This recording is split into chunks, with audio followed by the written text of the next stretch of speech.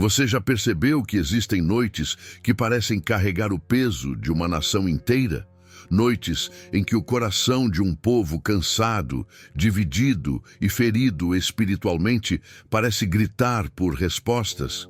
Talvez você conheça bem essa sensação, aquela sensação de caminhar entre a fé e o desânimo, como se o céu estivesse silencioso demais. Pois foi exatamente nessa atmosfera que o Brasil se encontrava quando Billy Graham pisou em nosso solo décadas atrás. Um país buscando, quase desesperadamente, uma esperança que fosse maior do que promessas políticas, maior do que discursos passageiros. Uma esperança que tocasse a alma, e muitos nem sabiam, mas carregavam um gatilho emocional profundo, a sensação de um abandono espiritual coletivo, como se Deus estivesse distante de uma nação que lutava para se encontrar. Famílias fragmentadas, igrejas divididas, pessoas sedentas por algo que realmente mudasse o rumo da vida. Talvez você também já tenha sentido isso. Aquele clamor silencioso por direção, por propósito, por um toque real de Deus. É por isso que aquela noite se tornou tão decisiva, porque no meio do caos, Deus ergueu uma voz simples, firme e cheia de amor. Billy Graham não veio com discursos complexos. Ele trouxe o evangelho puro, limpo, direto, profundo, um evangelho capaz de atravessar classes sociais, ideologias, idades e quebrar barreiras que a política jamais conseguiria quebrar. Sua mensagem era tão clara que parecia falar individualmente a cada coração ali presente. E, de repente, uma multidão não era apenas uma multidão. Era um Brasil ferido, ouvindo Deus novamente. E aqui está algo poderoso. Você faz parte dessa história. Porque avivamentos nacionais nunca começam nos palcos. Começam nos corações. Corações como o seu, que talvez estejam cansados, mas ainda desejam ver Deus mover. Corações que acreditam que uma palavra verdadeira pode reacender uma chama há muito tempo apagada. No vídeo de hoje, você vai entender o que realmente aconteceu naquela noite que marcou o Brasil. E mais do que isso, como os mesmos princípios espirituais que incendiaram uma nação podem reacender sua fé, sua família, sua esperança. Vamos juntos descobrir como Deus usa tempos de crise para escrever capítulos de restauração. Então fique conosco até o fim, porque o que você está prestes a ouvir pode não apenas explicar o passado, mas reacender o que Deus deseja fazer no Brasil e dentro de você hoje. E antes de caminharmos para o primeiro capítulo, deixe-me fazer um pedido simples, mas que faz toda a diferença para que esta mensagem alcance ainda mais pessoas que precisam dela. Se você ainda não é inscrito no canal, inscreva-se agora.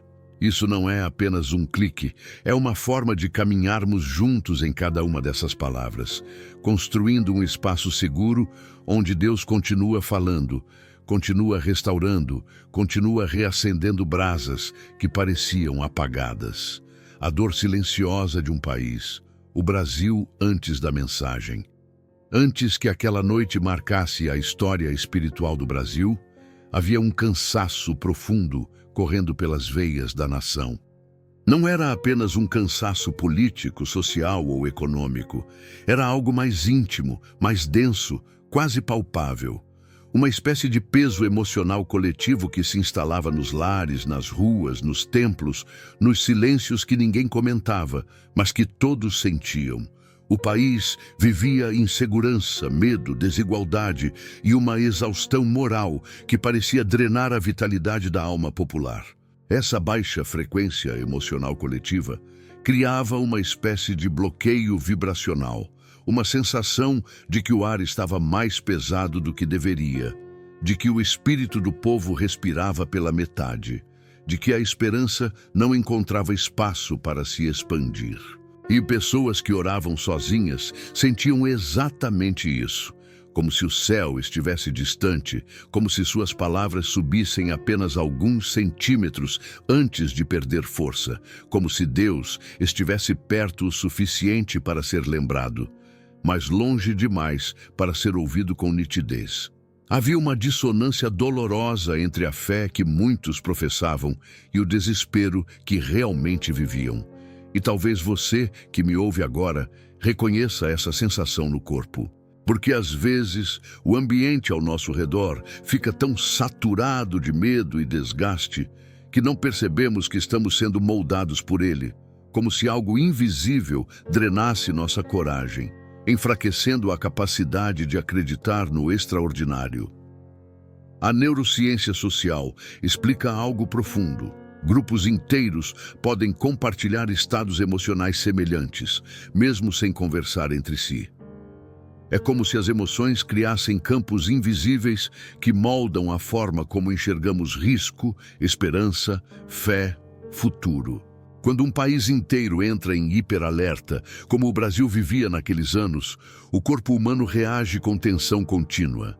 A respiração encurta, o pensamento acelera, a vigilância aumenta e a abertura para experiências espirituais profundas diminui, porque o organismo está ocupado demais tentando sobreviver ao dia. A esperança se torna um luxo que poucos conseguem sentir. E era assim que o Brasil caminhava, emocionalmente fatigado, espiritualmente tenso, coletivamente esgotado. Mas o mais impressionante é perceber que esse tipo de ambiente espiritual não impede Deus de agir. Muitas vezes é justamente Ele que prepara o terreno. Quando a dor se torna linguagem comum, a alma coletiva se torna fértil para intervenções que não vêm da força humana. E talvez, em alguma área da sua vida, você reconheça esse mesmo padrão, momentos em que tudo parecia apertado demais, escuro demais, pesado demais, mas de alguma forma foi exatamente ali que Deus começou algo novo. Billy Graham repetia com frequência que Deus gosta de iniciar seus grandes movimentos quando ninguém espera, em lugares improváveis, entre pessoas que não imaginam estar prontas. E o Brasil, naquele período, não parecia o lugar ideal para um avivamento. A nação vivia conflitos internos, desigualdades profundas, uma ferida social aberta e uma sensação generalizada de desorientação espiritual. Mas aos olhos de Deus, isso não era obstáculo, era oportunidade. Terreno fértil não é terreno perfeito. Terreno fértil é terreno vulnerável. E Deus sempre trabalhou assim ao longo da história. Ele escolhe cenários improváveis para revelar o poder que não depende da força humana.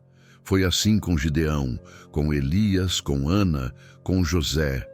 Todos eles estavam em lugares emocionais e históricos que pareciam inadequados, mas eram exatamente o tipo de solo em que Deus planta seus movimentos mais transformadores. O Brasil estava quebrado, mas quebrado no ponto certo. Partes demais estavam desgastadas para continuar fingindo estabilidade. Corações demais estavam cansados para manter máscaras. E foi exatamente nesse estado que Deus escolheu acender uma faísca. Isso nos leva a uma percepção que atravessa gerações.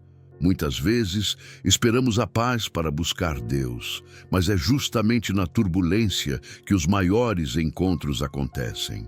É comum acreditarmos que só iremos nos conectar profundamente com Deus quando tudo estiver organizado, quando a mente estiver tranquila, quando as emoções estiverem estáveis. Mas a Bíblia e a experiência humana mostram o oposto. Deus costuma nos encontrar na beira da exaustão. Ele se revela nos vales mais do que nos montes. Ele fala na madrugada da dor mais do que no meio-dia da alegria. Por isso, um caminho prático se abre diante de nós. Olhar para o próprio caos como precursor de um movimento espiritual. Identificar onde sua vida está fragilizada, onde seus medos estão mais intensos, onde suas perguntas estão mais fortes. Porque é ali que o terreno está aberto, é ali que Deus trabalha com mais precisão. E é ali também que histórias inteiras começam a mudar de direção. O Brasil era como um campo seco, não seco por falta de valor, mas seco por falta de chuva. Um campo que aguardava algo real, algo verdadeiro, algo que atravessasse o solo endurecido e encontrasse raízes escondidas. Bastava uma faísca. Não uma faísca emocional, passageira, baseada em entusiasmo humano, mas uma faísca verdadeira, uma palavra viva, uma verdade simples, um evangelho puro. E quando essa faísca chegou na forma da mensagem proclamada por Billy Graham, o campo inteiro começou a incendiar. Silenciosamente primeiro, depois visivelmente, depois irreversivelmente. E talvez o mesmo esteja acontecendo dentro de você enquanto ouve estas palavras. Porque basta uma verdade profunda entrando no coração no momento certo para transformar o que parecia árido em um novo começo.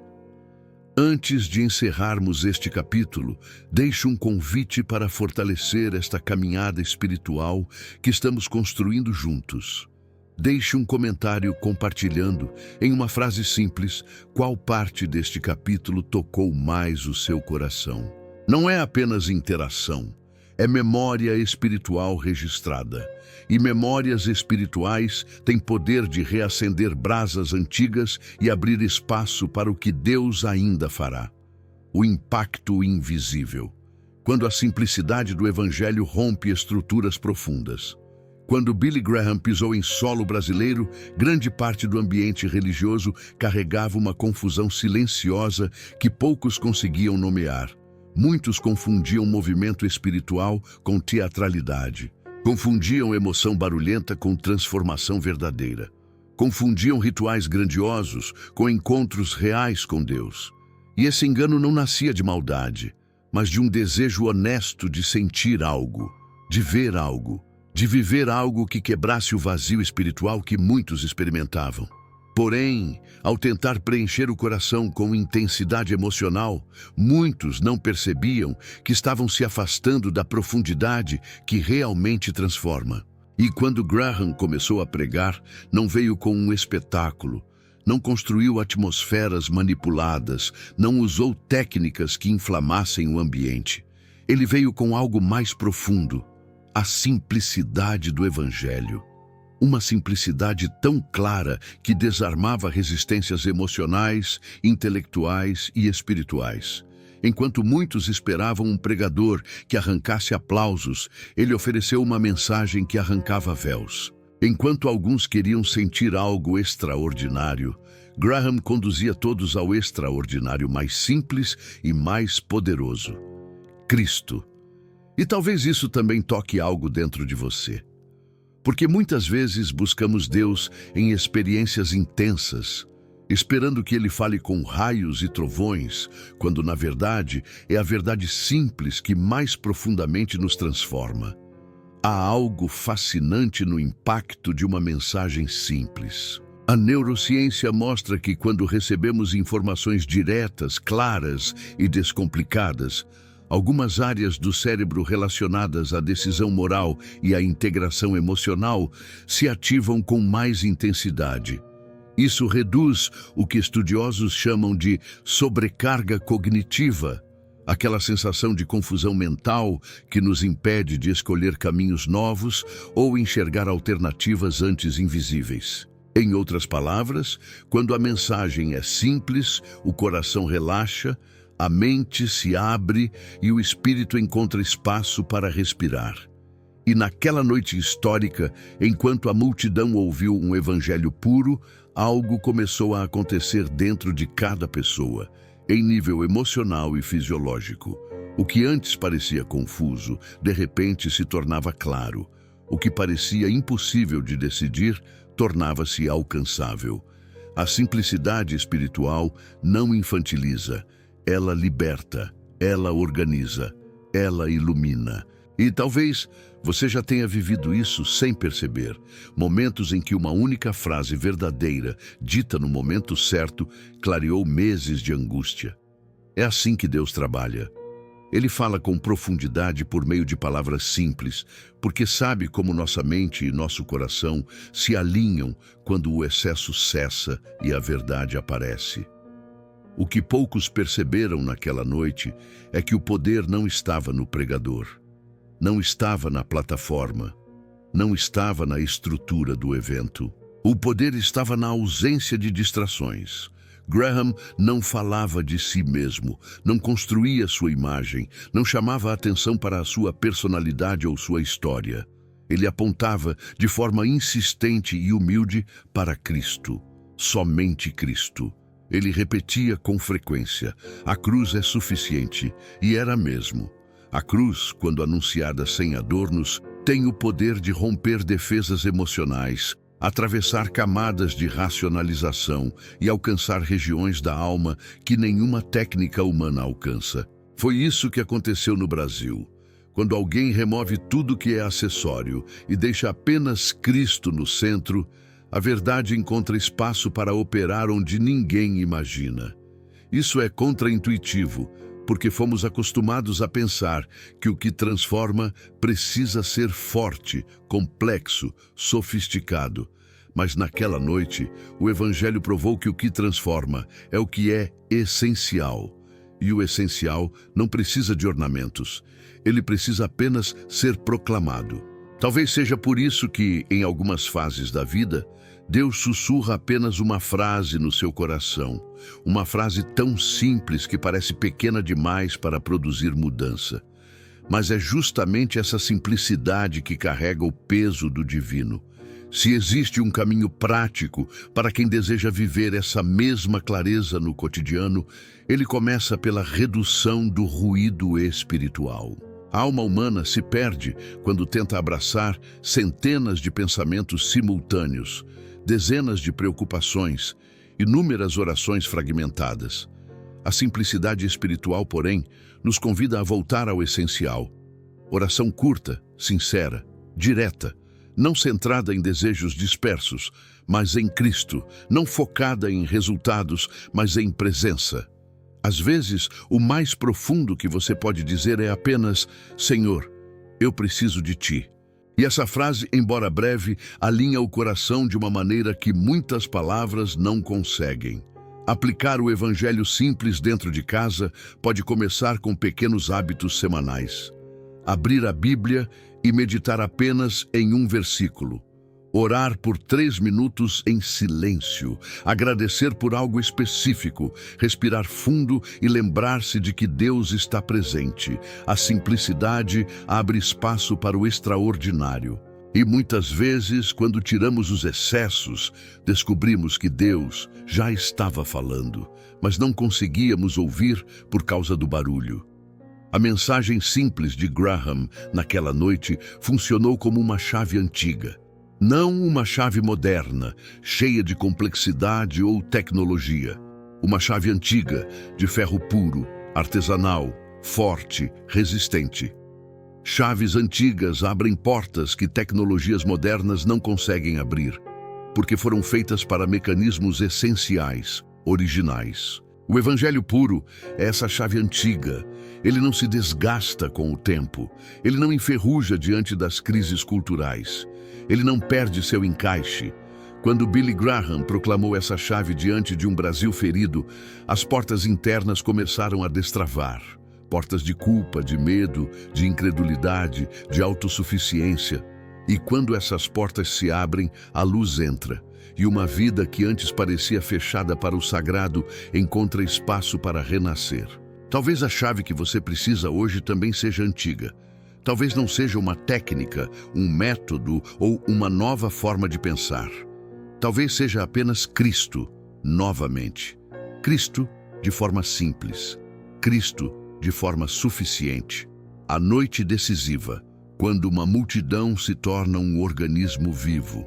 Quando aquela noite chegou, milhares se reuniram, mas a maior luta não estava no lado de fora. Estava dentro de cada pessoa que caminhava em silêncio para aquele estádio. Muitos carregavam uma sensação antiga, quase infantil, de pequenez. Uma sensação de que suas orações individuais não contavam, de que suas histórias eram pequenas demais para Deus notar, de que, em meio à imensidão da multidão, suas lágrimas se dissolviam e desapareciam como gotas sem importância. Aquela sensação de anonimato espiritual era um bloqueio vibracional profundo. É a dor de acreditar que Deus ouve o coletivo, mas talvez não ouça você. E essa dor acompanha muitas pessoas até hoje. Há quem viva décadas com a impressão de que suas súplicas se perdem no vento, de que sua fé é pequena demais para mover qualquer coisa. Mas o que aconteceu naquela noite revela uma verdade que precisamos recordar com profundidade. Deus nunca mede valor pela visibilidade. Ele nunca se impressiona com números. Ele enxerga o indivíduo dentro da multidão, como quem identifica uma única chama acesa no meio de milhares. E foi exatamente essa percepção que começou a se revelar silenciosamente antes mesmo de Billy Graham abrir a boca. A dor da insignificância estava prestes a ser confrontada pela experiência de uma presença que abraça cada coração, mesmo quando milhares estão reunidos no mesmo lugar. Há fenômenos emocionais e espirituais que só se manifestam quando pessoas diferentes começam a sentir algo semelhante ao mesmo tempo. Estudos sobre sincronia coletiva mostram que, quando uma multidão entra em um estado emocional alinhado, algo como uma mente compartilhada emerge. Não é perda de identidade, é multiplicação. É como se cada coração encontrasse eco em outros corações, como se cada oração ganhasse força por ser carregada invisivelmente pela vibração de tantas outras. E isso facilita decisões profundas, porque rompe o isolamento interno. Foi isso que aconteceu naquela noite. Quando a simplicidade do Evangelho tocou o ambiente, algo começou a alinhar as almas presentes. A respiração coletiva mudou de ritmo. A tensão diminuiu. O medo recuou. O coração abriu espaço. De repente, não era mais uma multidão dispersa. Era um organismo vivo, pulsante, movido por uma fome espiritual comum. E essa atmosfera favoreceu algo que muitos nunca tinham experimentado: coragem. A coragem de assumir publicamente o que sentiam internamente. A coragem de responder ao apelo. A coragem de dar o passo que, sozinhos, talvez nunca teriam forças para dar. A sincronia emocional coletiva não anula o indivíduo. Ela amplifica aquilo que o indivíduo já carrega em semente. O que poucos compreenderam na época e que ainda hoje passa despercebido é que não foi a multidão que converteu indivíduos. Foram indivíduos transformados que criaram a atmosfera da multidão. A chama começou no singular, não no plural. Spurgeon dizia: um santo inflamado vale por uma congregação inteira. E naquela noite, milhares de pequenas chamas individuais começaram a se acender quase ao mesmo tempo. Não era um efeito visual, era um efeito espiritual. Um coração tocado inspirava outro. Uma decisão interna reverberava na sensibilidade do vizinho ao lado. Uma lágrima sincera ativava coragem no desconhecido que estava a 3 fileiras de distância. A multidão não foi o que moveu o espírito. Foi o espírito que moveu cada pessoa, até que a soma delas se tornou um ambiente saturado de fé. E essa revelação é poderosa porque nos lembra que os maiores movimentos de Deus nunca começam em grandes estruturas. Começam em pequenos espaços internos. Começam em histórias pessoais. Começam no silêncio de uma alma que finalmente diz sim. E quando muitos dizem sim ao mesmo tempo, o que parece extraordinário acontece diante dos nossos olhos. Há algo profundamente prático que podemos aprender com aquela noite. Se a sincronia emocional coletiva facilitou decisões profundas, imagine o que ela pode fazer dentro de um lar, dentro de uma família, dentro de uma relação ferida. Criar momentos de sintonia intencional muda atmosferas. Quando 2 ou 3 pessoas respiram no mesmo ritmo, por 2 ou 3 minutos, algo se alinha internamente. A tensão baixa, o organismo relaxa, a mente clareia. e a abertura para a reconciliação aumenta. Isso não é misticismo, é integração emocional. É espiritualidade que toca corpo e mente. Orar juntos, ainda que por pouco tempo, produz algo semelhante ao que aconteceu naquele estádio. Não é o tamanho da oração, é a sincronia. Não é o número de palavras, é o coração alinhado.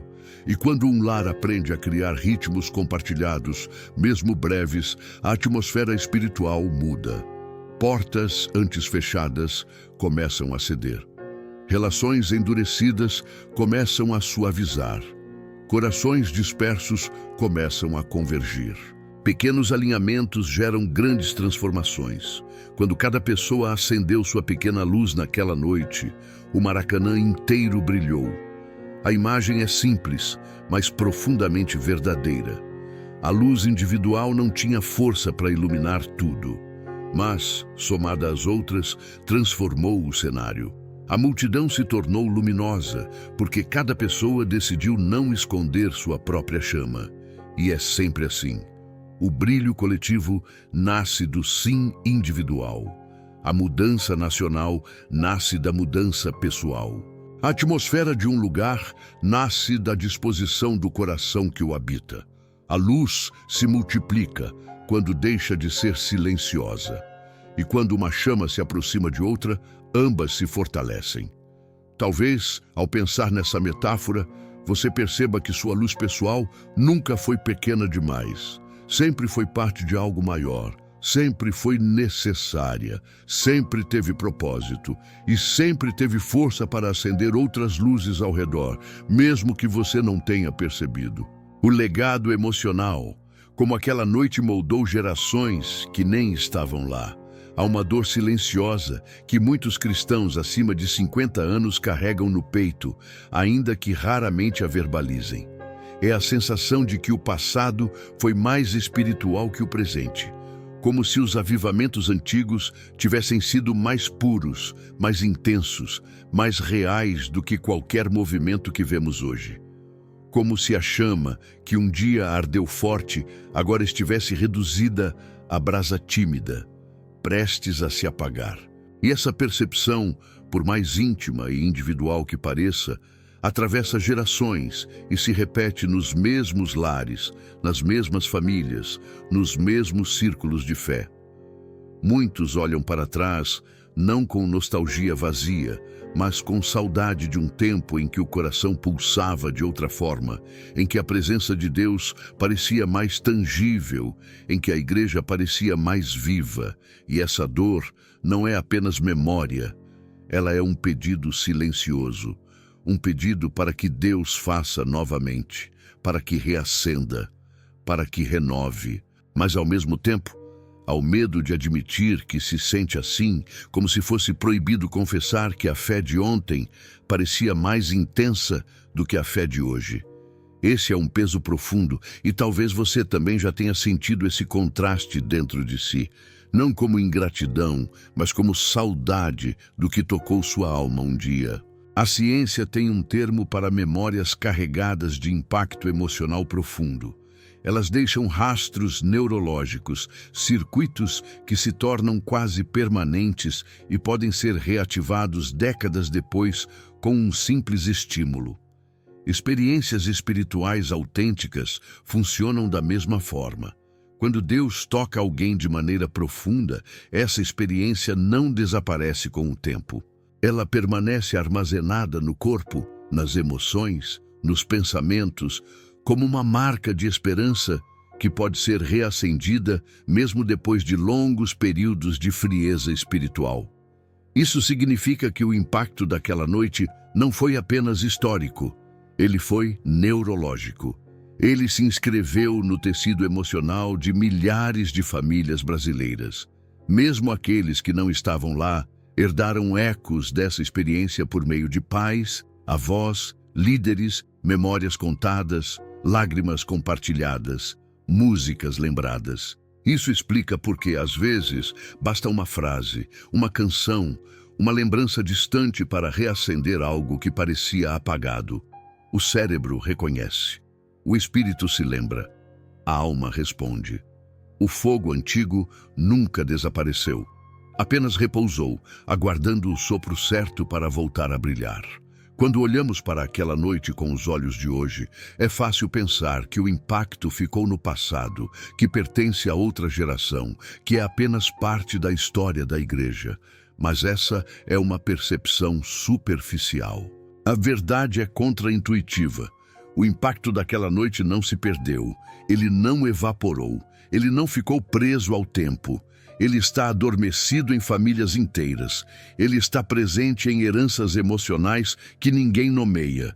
Ele está impregnado em histórias não contadas, que se repetem de forma silenciosa nos lares, nos comportamentos, nas escolhas, nas orações feitas às pressas, nas lágrimas escondidas, nos anseios não verbalizados. O que Deus fez naquela noite continua se propagando como ondas que nunca param de viajar. É possível que você carregue dentro de si efeitos desse legado sem sequer saber. Talvez sua fome de Deus, sua sensibilidade espiritual, seu desejo de interceder, sua percepção profunda da dor dos outros estejam ligados, direta ou indiretamente, às sementes plantadas naquela época. O que Deus acende em uma geração nunca morre na geração seguinte. Ele se transforma em estrutura interna, em base espiritual, em memória emocional que atravessa décadas.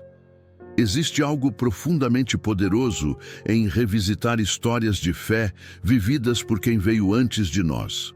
Quando alguém da família relata o que Deus fez no passado, isso reacende a sensação de pertencimento espiritual e devolve ao coração a consciência de continuidade. Não estamos sozinhos. Não começamos do zero. Fazemos parte de um fio que atravessa gerações. E esse fio não se rompe.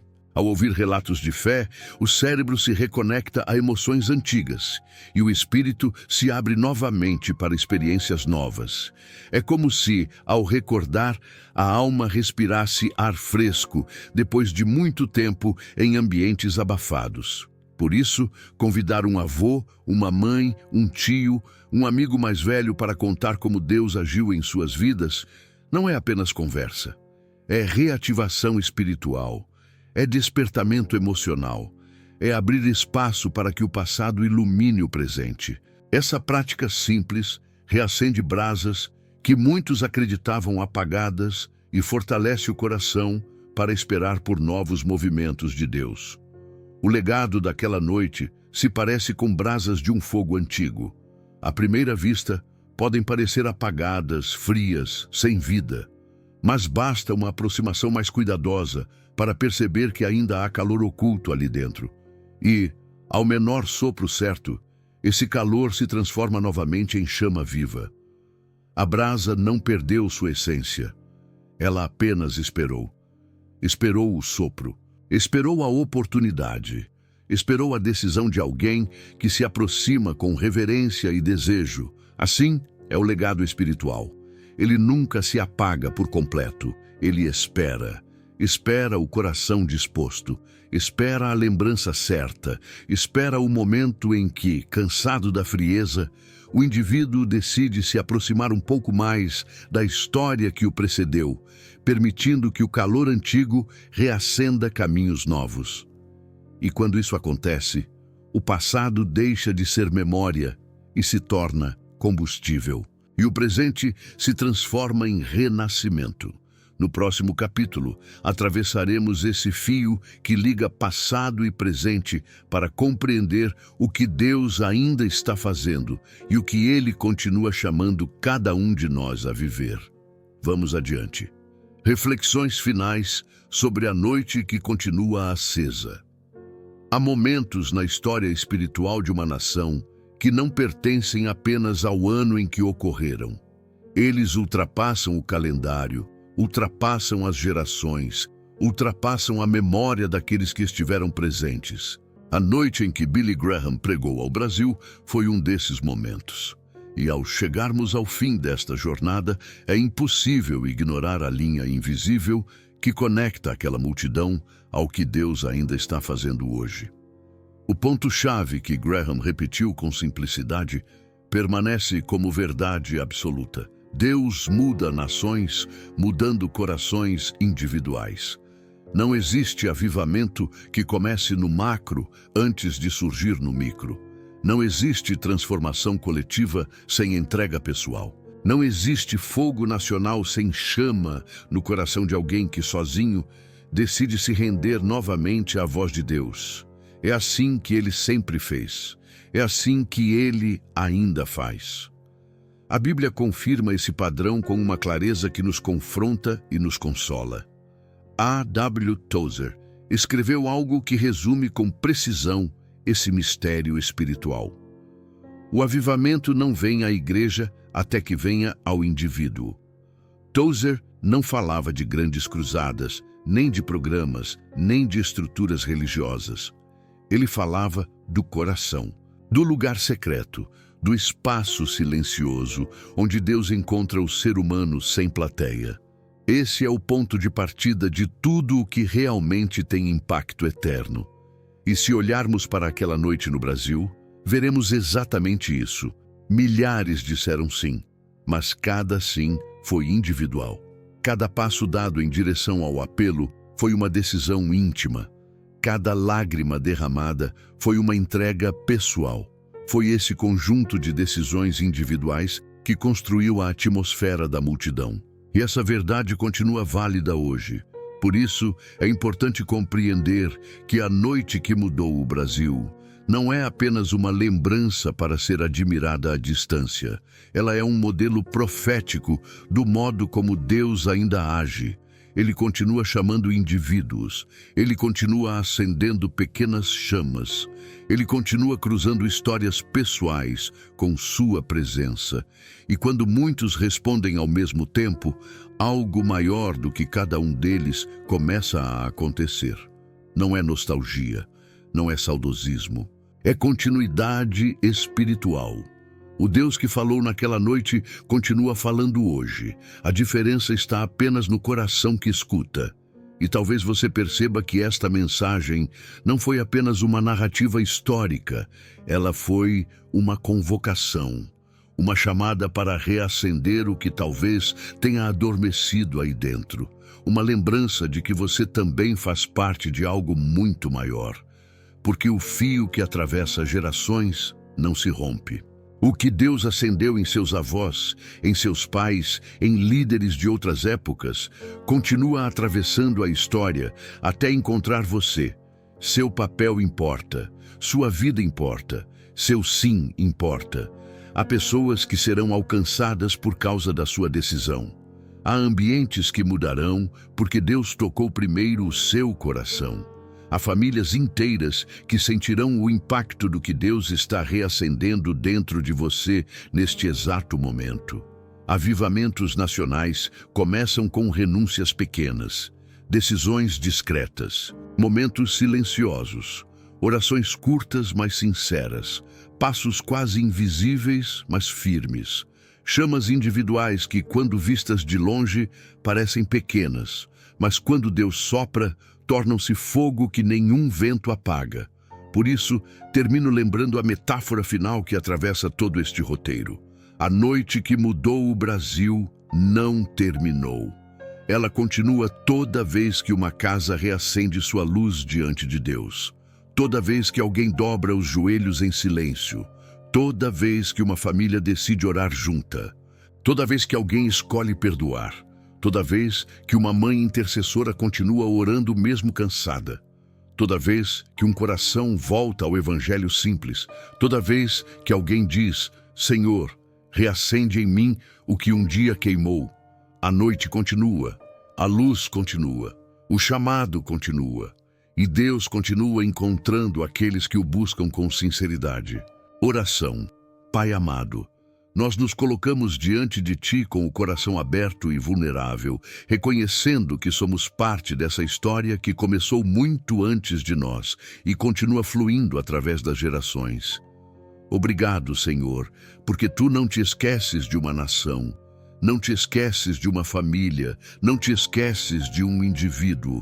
Tu vês cada oração silenciosa, cada lágrima escondida, cada esperança que parecia pequena demais para sobreviver. Hoje pedimos que reacendas a chama que um dia acendeu nosso coração. Sopra sobre as brasas que aos nossos olhos parecem apagadas. Desperta em nós novamente a coragem de crer, a sensibilidade de ouvir, a disposição de obedecer. Traz de volta a simplicidade do Evangelho, aquela que rompe defesas e alcança regiões da alma que nem nós mesmos sabemos nomear. Senhor, visita nossas famílias, toca filhos, netos, cônjuges, irmãos, pessoas que amamos e que se afastaram de Ti.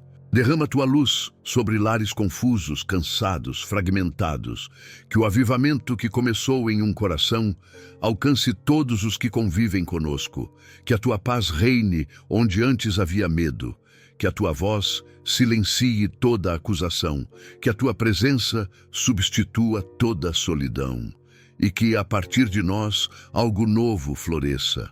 Um novo tempo, uma nova sensibilidade, uma nova entrega. E, acima de tudo, Deus Santo, dá-nos o privilégio de sermos parte do que ainda farás no Brasil. Que nossos dias, nossas palavras, nossas escolhas e nossas orações contribuam para aquilo que o Teu Espírito está derramando sobre esta geração. Faz-nos conscientes, disponíveis, vigilantes. Abençoa cada pessoa que ouve esta mensagem agora. Consola, fortalece, cura, restaura, renova. Em nome de Jesus, nós oramos. Amém. Se esta mensagem falou ao seu coração e reacendeu algo dentro de você, compartilhe nos comentários um pedido de oração ou um testemunho do que Deus tem feito na sua vida. Nossa comunidade é um espaço seguro onde oramos uns pelos outros, fortalecemos uns aos outros e caminhamos juntos. Seja parte ativa deste mover. Sua história importa, sua voz importa, sua luz importa. Vamos seguir como família espiritual que mantém acesa a chama que Deus confiou.